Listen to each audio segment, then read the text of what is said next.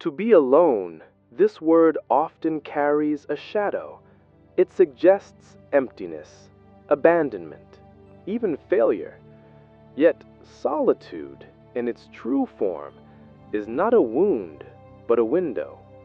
It is not the hollow of absence, but the vastness of presence.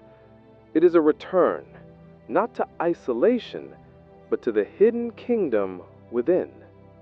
We live in an age intoxicated with noise. Screens glow endlessly. Voices crowd the air, and opinions press upon us like waves that never rest. To step away, to withdraw into silence, is often seen as a weakness or, worse, as estrangement from life itself. And yet, beneath the clamor of the world, there lies a deeper rhythm, one that solitude alone allows us to hear. Hermann Hesse, in Steppenwolf, named solitude as independence. Independence not in the sense of walls built against the world, but in the freedom to no longer be enslaved by its endless demands. To sit alone and be at peace with one's own company, that is a form of sovereignty few dare to claim. Solitude is not a prison, but a monastery of the spirit. In it, we meet ourselves without distraction, stripped of masks and mirrors. We discover what remains when applause is absent, when judgment is silenced, when no gaze but our own remains. Many fear this encounter, for in it there is nowhere to hide. Yet those who endure its initial stillness often find it to be a wellspring, a place where clarity, creativity, and strength are born.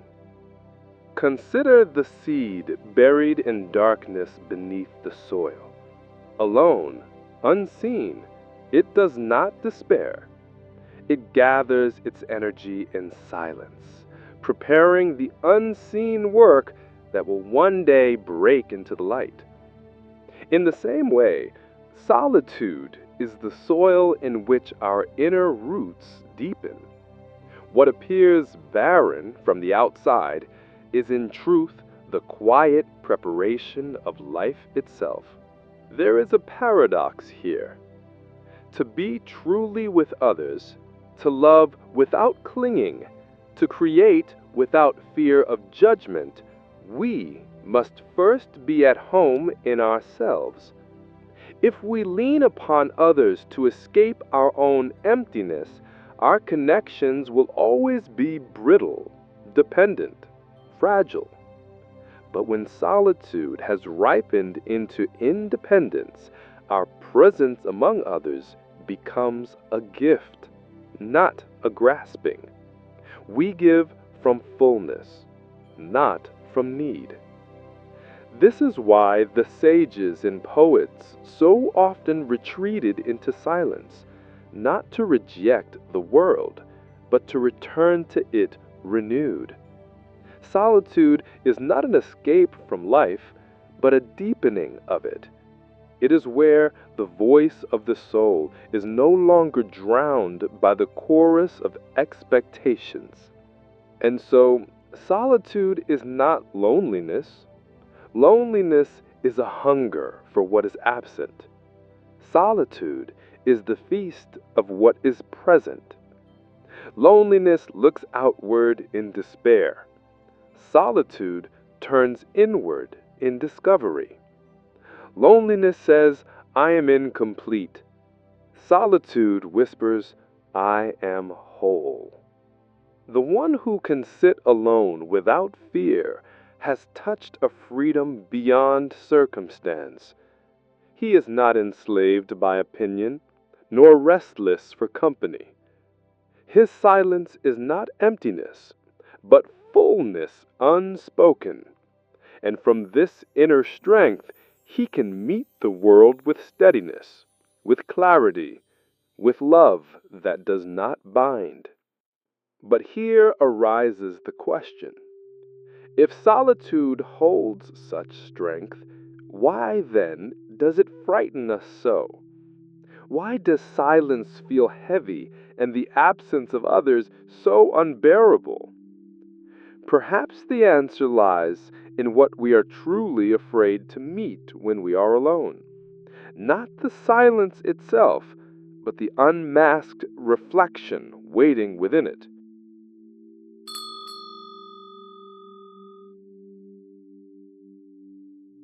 What we fear in solitude is not silence itself, but the face revealed within it. When the noise of the world fades, when no eyes look upon us and no voices confirm who we are left with a stark encounter, the unadorned self. And for many, this confrontation feels heavier than the absence of company. The mind, accustomed to constant stimulation, grows restless in quietude. Thoughts emerge like shadows in an empty hall, whispering doubts, regrets, or forgotten longings. In this sense, solitude can first appear as a mirror that does not flatter.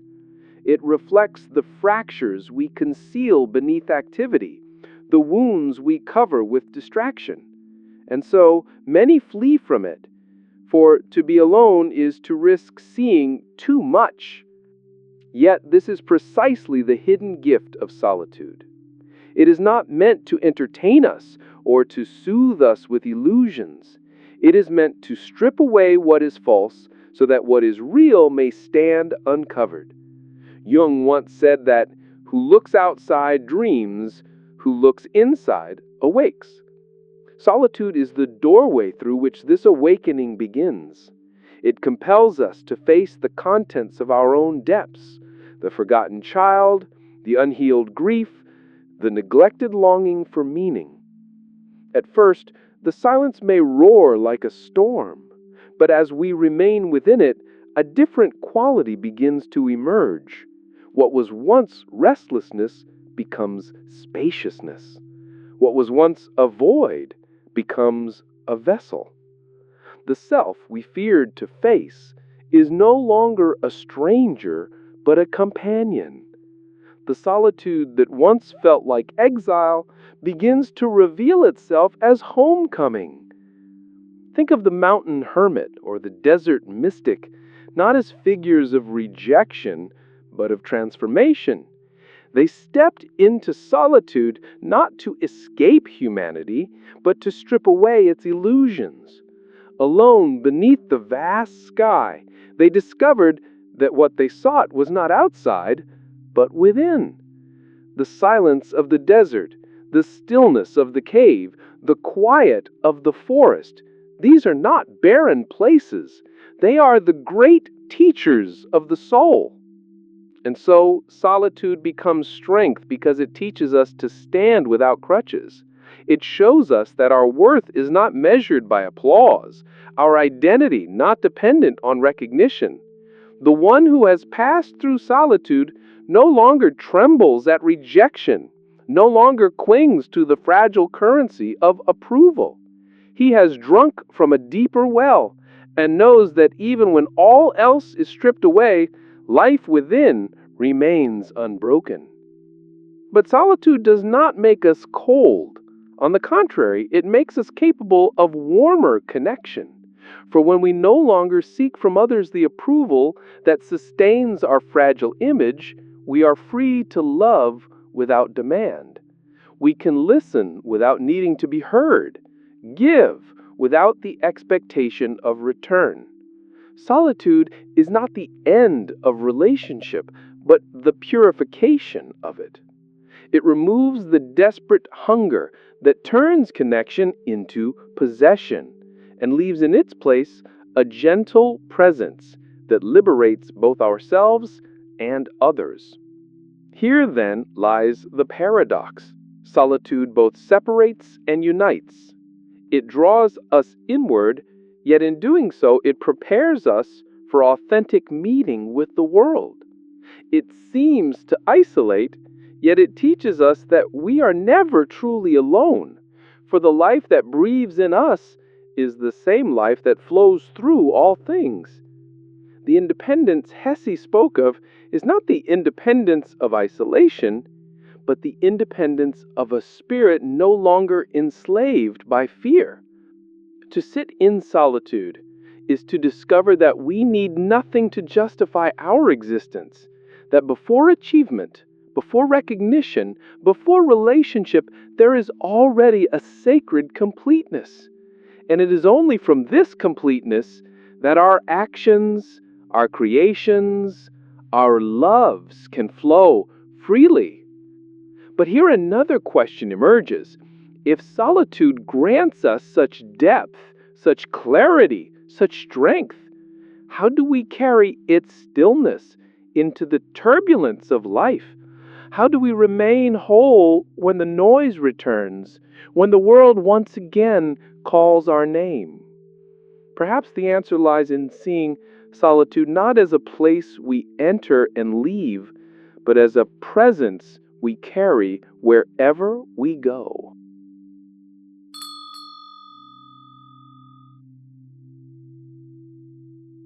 To carry solitude into the noise of the world is to discover that solitude is not a place, but a river that flows within us. It is not confined to the monastery, the desert, or the closed door of a quiet room. It is a current that runs silently beneath the surfaces of our lives, waiting for us to notice its depth. When we walk through a crowded street, when voices surround us and obligations press upon us, it is easy to believe that we are lost to the noise. Yet beneath the noise, there is a silence that is never disturbed. Beneath the masks we wear, there is a self untouched by the shifting winds of approval or rejection. To live from solitude is to live from this hidden depth, where the world cannot intrude. This is why solitude is not withdrawal, but presence.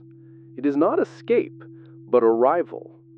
In solitude, we learn to sit at the center of the storm and remain unshaken. We learn that peace does not depend on circumstances, and that strength does not require recognition.